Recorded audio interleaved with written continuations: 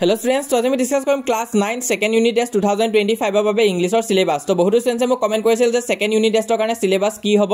তো আজি আমি ইংলিশ সাবজেক্টটো দি আৰম্ভ কৰিছো তো বাকিবিলাক সাবজেক্টটো মই চেনেলত দি যাম তোমালোকে চেনেলটো সাবস্ক্ৰাইব কৰি ৰাখিবা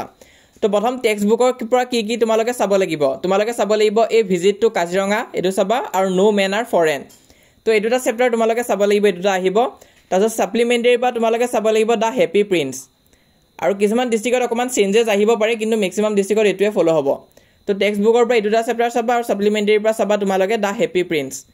তো হেতু আহিব নেক্সট আমি গ্ৰামাৰ পাৰ্ট চাম গ্ৰামাৰ তোমালোকে চাব লাগিব নেৰেশন চাবা আৰু নেক্সট তোমালোকে চাব লাগিব নোটিস ৰাইটিং খুব ইম্পৰ্টেন্ট আছে